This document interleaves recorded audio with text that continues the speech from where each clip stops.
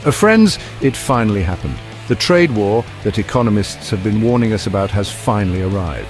On this day, April 3rd, 2025, President Trump made good on his promise to reshape global trade, and not in a good way.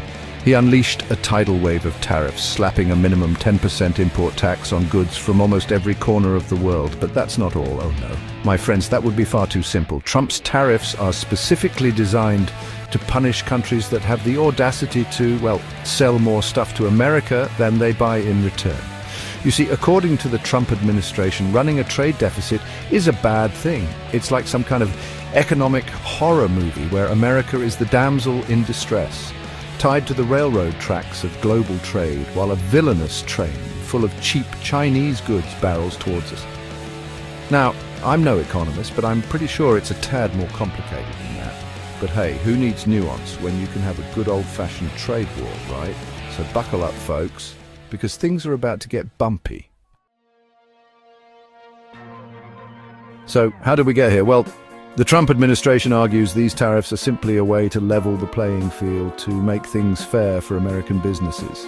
They claim that other countries have been taking advantage of the US for too long, flooding our markets with cheap goods while erecting barriers to American exports.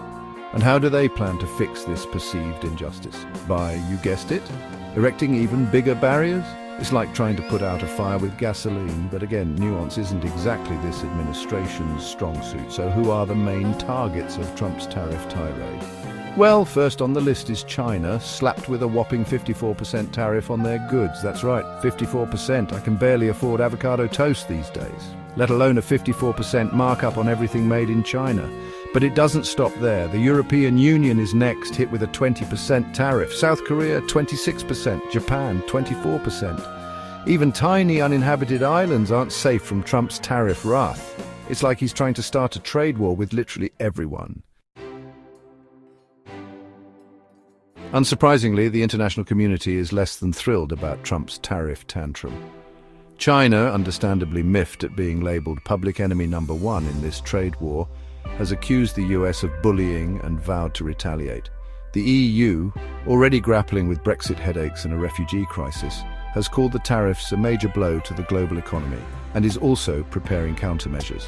Canada, our friendly neighbour to the north, is understandably feeling a bit betrayed. Prime Minister Trudeau has vowed to take countermeasures, warning that these tariffs will fundamentally change international trading.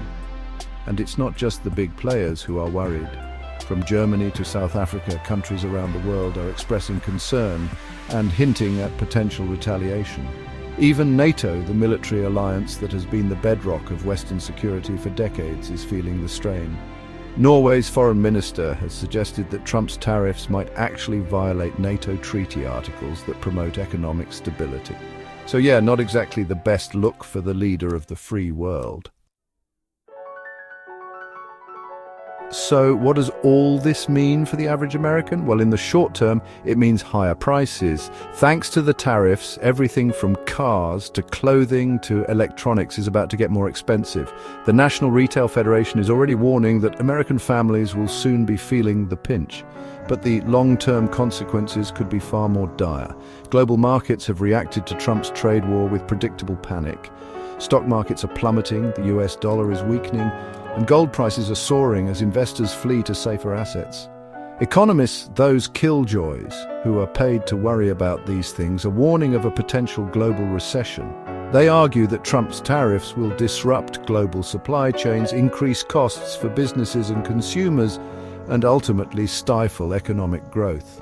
But the Trump administration, seemingly unconcerned with such trifling matters, remains defiant. They insist that these tariffs are necessary to protect American jobs and reduce the trade deficit.